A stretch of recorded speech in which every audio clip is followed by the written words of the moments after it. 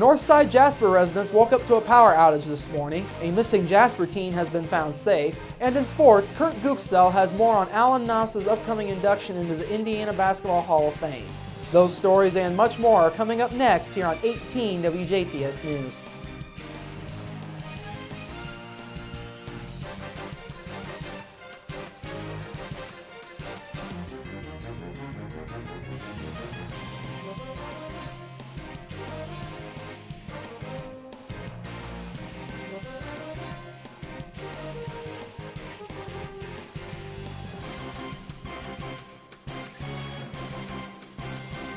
Hello, I'm Bradford Raths. In your news at this hour, the failure of an underground feeder line at Jasper's North Substation at 30th and Mill Streets was responsible for an early morning power outage that affected an estimated 250 households. Officials with the Jasper Electric Utility say the failure that took place just before 6 a.m. was caused by a line installed in 1983. The outage was centered in an area around Mill Street between 13th and 30th Streets, as well as subdivisions west of Newton Street along 36th Street and in the Portersville Road area. Electric utility personnel who isolated the short and flip switches that tied the affected areas to another circuit had power restored just after 6:30 a.m. Jasper police say they have located the Jasper teen who was reported missing on Monday night. Authorities say 16-year-old Ashley Schlesser has been located and is safe and unharmed. She was found at a Jasper residence around 9:45 Tuesday night. Officers say she is believed to have been there under her own will. Schlesser was reported last seen about 8:30 Monday night leaving the Northside McDonald's restaurant with a white male. Nicholas Rothrock was determined to not have been involved as stated in a previous release. Dubois Strong has launched a new sites and buildings database on its website, www.duboisstrong.com. The new tool will allow website visitors to search for available commercial and industrial space within Dubois County. The new web-based system is designed for companies and business consultants interested in doing business in Dubois County.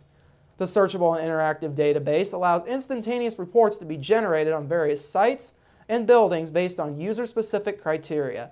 Links from individual sites and buildings provide detailed information, maps, aerial and building photos. Users can also search for existing businesses based on their North American Industry Classification System, or NAICS, code, business size, or location factors. The new Dubois Strong Sites and Buildings database was made possible through a partnership with Radius Indiana, a regional economic development organization that promotes an 8-county area, including Dubois County. The system is part of a statewide sites and buildings management system used to match statewide leads with available facilities. In order for a property to be considered for most state-generated economic development projects, a property must be included in the system. Dubois Strong Interim President Michael Cummings says the new website feature allows the group to better promote industrial and commercial space that's vacant throughout Dubois County, and it will be a great tool for the organization, as well as property owners and those in real estate. The opportunity to list a property is available to all Dubois Strong investors. If you have a property you are interested in including in the system, please contact Dubois Strong at 812-482-9650 or send an email to success@duboisstrong.com. The town of Petersburg in Pike County is a finalist for Indiana's Stellar Communities program, Lieutenant Governor Sue Ellspermann's office announced yesterday. Petersburg is one of 6 finalists for the program, which is a grants effort aimed at funding significant improvements in smaller communities. Angola, Bedford, Frankfort, Richmond, and Wabash are the other finalists. This marks the 2nd consecutive year that Petersburg has been named as a finalist for the program. This is the 3rd year overall for the Indiana's Stellar Communities program. The program is run as a collaboration amongst the Indiana Office of Community and Rural Affairs, the Indiana Housing and Community Development Authority, and the Indiana Department of Transportation. Greencastle, North Vernon, Princeton, and Delphi are some of the previous winners of the award. Those 4 communities are receiving a combined total of $40 million in grant money over a 3-year period. Petersburg and the other finalist communities will now have workshops and planning sessions to finalize their applications. Each finalist will host a site visit in May. 2 winners will be announced early this summer.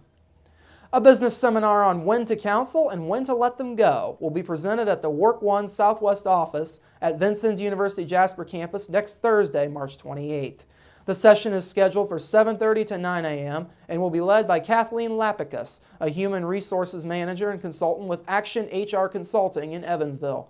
To register to attend the seminar, email Nancy Schroering at nschroering@vinu.edu. Work One plans to offer upcoming workshops on effective techniques for conflict resolution in April, workers' compensation compliance and issues in May, and workplace violence in June. The Indiana Department of Transportation says a stretch of State Road 145 between State Road 64 in Birdseye and Interstate 64 in Siberia is now open again. The road had been closed earlier this week due to high water caused by heavy rains last weekend.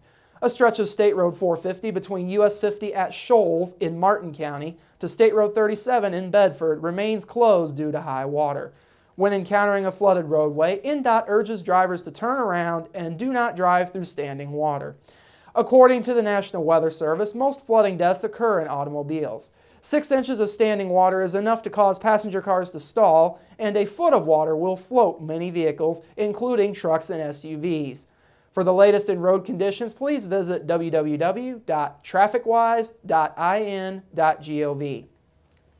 Now for some WJTS programming notes. The Ireland Miss Shamrock Queen pageant from last Thursday will air this Thursday night at 7:30 p.m. and also this coming Sunday at 2 p.m.